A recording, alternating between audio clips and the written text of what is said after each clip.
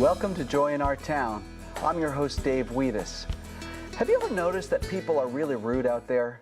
Have you ever noticed that people do things that really offend and bother you? Well, sometimes that's due to something that is a lost art in our society, and that is etiquette. The lost art of etiquette training. Our guest today is Chellerina Thaxton, and she's the founder of the Charity, Charm, and Learning Club, and she teaches etiquette. So I want to welcome you. Thank you, Dave. Thank you for being here. Thank you. Thank you for having me. You're welcome. Talk to us about etiquette and this lost art. What is social etiquette? Social etiquette is positive manners. Positive manners. Positive manners, knowing what to do, when to do, and how to do, or how to behave in a certain manner at certain times. And you're involved in teaching children what to do at certain times. Absolutely, absolutely. In different areas, whether it's eating, and a lot of people, they may classify etiquette only as dining etiquette, but it really covers various areas. When it comes down to grooming, it comes down to also first impressions, it comes down to body language, and it also comes down to language as well. Right. So how does social etiquette benefit us as a society? It helps a person get ahead in life, believe it or not. I believe it. Talk about that. It really does. Yeah. Because a lot of times, simply having the proper demeanor or the proper attitude towards life or situations, it helps a person get ahead. Knowing what to do or how to behave, how to approach people, or how to respond also. It really gives a person an advantage in life. It gives them an advantage because it impresses people. It puts people at ease? It puts people at ease. It makes them more of a good representation of what a person is looking for example, in a company. And once a person comes in for an interview, if they have the proper dress, if they have the proper speech, if they have the proper mannerism, they know how to sit, they have good listening skills and also communication skills, 9 times out of 10, they're at an advantage over someone who does not have the same qualities. Right, right. So we're going to talk in a moment about what is taught in etiquette training, what you teach. But I want to ask you, how early should parents start training their children in etiquette? As soon as a child can speak. Please, thank you, you're welcome, may I, you're invited, good morning, hello. Right. Just proper greetings, proper appreciation skills, Right. and just showing respect to others as well. Yeah, and so children can learn it by observation. They can be taught it. They can demonstrate it. But it's really important, isn't it? Very much so, and children will mimic.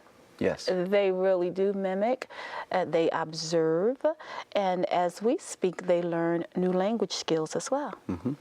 You might appreciate this. When my children were very little, my wife insisted on training them in certain things, and one of the things was eye contact. Absolutely, thank you for bringing that out. That is so true. So we train them, when you shake someone's hands, first of all, we said you don't give somebody a fish when you shake their hand, right?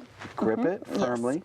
And secondly, look them in the eye. Look them in the eye. Now that's hard for children. That's very hard for children. And a lot of times with the grip should be firm, but not too firm, where the other person feels pain. And a lot of times, sometimes when you shake someone's hand, they'll shake the other person's hand really hard, and it's uncomfortable. And I think because they have been taught that, sometimes they think that shows strength, and it is physical strength, but at the same time, it shouldn't be too soft or too hard, because you never know what a person is going through in their body, whether it's arthritis in the hands, et cetera, things of that nature. So when we taught our kids to look at someone in the eye, people noticed it when they did it. But the thing was, we had to have them practice it because their inclination was to look away because they're shy, right? Yes. So practicing is a good thing. Practice makes perfect. Yeah. It does. And looking a person in the eye, it shows confidence. It shows self-esteem. It shows belief in oneself as well. It does. Right. So what kinds of things do you teach kids other than what we just talked about? We cover grooming, everything from the outward appearance to the room. A child's room. And why we focus so much on the room is because if a room is organized, 9 times out of 10, the book bag is going to be organized. Interesting. If the book bag is organized, the locker will be organized. The homework will be organized. The home studies will be organized. And all those different qualities are transferable to the workforce. Right. Transferable to the workforce, transferable to relationships. Absolutely. Yeah. Absolutely, because when one goes to work, they have to be organized. The files should be organized. Their desk should be organized. Their work should be organized. It's an impression of that individual at work. And so I would imagine that that would increase a child's self-esteem as well. It does. It does. And it's always good to be prepared. The more organized the person is, the better prepared that person is. The better prepared that person is, the more confident that person is. Right. The more confident, the more than likely they're going to get more done. They're going to reach more goals and be more productive in life. So let's talk a little bit about some of the behavioral problems that children have when they're not taught etiquette. Some of the problems are, the first problem is it shows home training or the lack of home training.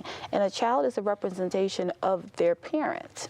So more than likely that child could possibly be classified as someone who has not been home trained, and the parents could be classified as parents who may not be too involved in their child's life. Because who wants for their child to just run away with poor behavior when they could be when they could be displaying good manners skills. Right. One of the things that I have noticed with kids of our age today is a lack of ability to hold a conversation. And I would imagine that's something that you probably train people in, certainly children, to be able to carry a conversation. Yes, communication skills are very important. Right. It starts with listening. It does. It starts with listening. Not only that, think about what you want to say before you say it as well. That helps, because sometimes children or teenagers will just blurt things out or just say things out, and it just sounds a little jumbled at times. Sure. But if they take a moment and just think about what they want to say, take a deep breath, then say what you want to say. So you're even talking about organizing one's thoughts. Yes, that's very important. Yeah. Now, that's sophisticated compared to this example. Have you ever walked up to a teenager, for example, or even a child, and you say, "How are you?" Fine. One word response. One word. Yep. Thank you so much. Right? Yes. What can we do to help our kids get past the fine or We would encourage them to say a little more. Yeah. Say, "Fine, how are you?" Right. And a person may say, "I'm fine," or they may say, how is your day going?" "My day is going well." Right. And they'll say, "Well, my day is going well also. Thank you, thank you." It can sometimes go on a little bit, but it is proper, and it helps in the long run. It does. It helps also when going into an interview, because if the employer asks the interviewee a question, "Have you ever done X, Y, and Z?" And if they just say no, that ends the interview right there. It creates awkward moments, doesn't it? Yes, it does. So you're helping people to you're helping people to make it comfortable to have a conversation. Absolutely. That's the kind of things that we encouraged our kids. And one of the ways, I don't know, you can critique me, but one of the ways that I said things to my kids, try to get them to engage, I'd say, "I had a great day. Thank you so much for asking." Absolutely. When they haven't asked. So I'm trying to encourage them to think just beyond themselves and to help carry on this conversation. And that's show interest. true. That's true. It does show interest. It does create conversation, and it's also simply polite. Right. It's just polite. Well, how was your day? My day was great, like you said.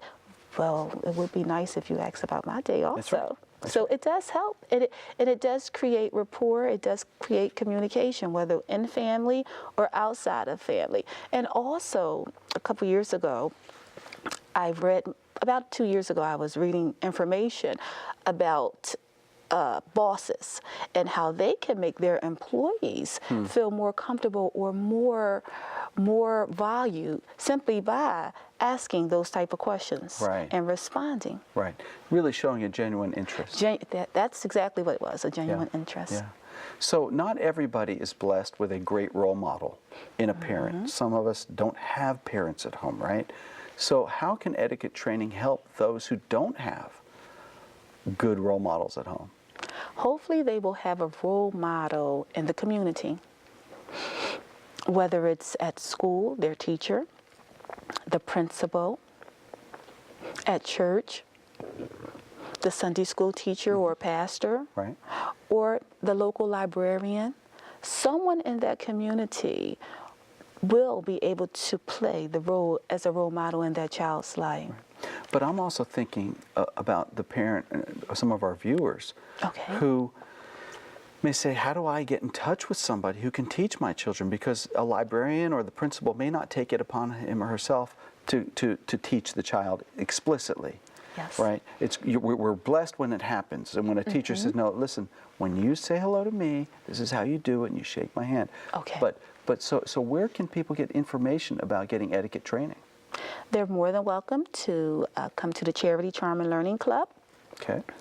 Our website is www.charitycharmclub.org, and from there we'll be happy to provide them with resources and other etiquette programs located around the city of Philadelphia. In addition, if a parent, they might say, well, we don't have the time, or if a program costs money and they don't have scholarships available, that parent can also take it upon themselves to go online to different online stores or local bookstores and just ask the store clerk for the self-improvement area or the etiquette area of the bookstore, and they will direct them to different books that they can purchase at reasonable prices, where they can actually sit down one-on-one with their children or child and go over the social etiquette books. And at the same time, it's going to create family time and communication time with their children. You raise a great point, because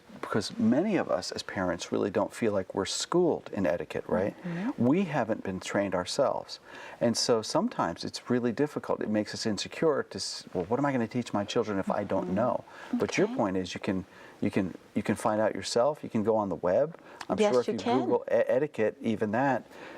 True. Yeah. So you're encouraging parents to be active about it, seek help, whether through your organization or others or books. Yes. Yeah. Well, it's great. Yes, and the books are really friendly. Yeah. They're friendly reading, they're colorful, they're comprehensive. And they actually do the trick for you. They really do. And children, they retain the information, which is most important. They retain the information. They love the books. Yeah, I imagine they respond. Well, listen, I want to thank you so much for coming. It's been great to talk about etiquette with you. And I want to thank you for joining us on Joy in Our Town. I'm your host, Dave Weidis, and I'll look forward to seeing you next time.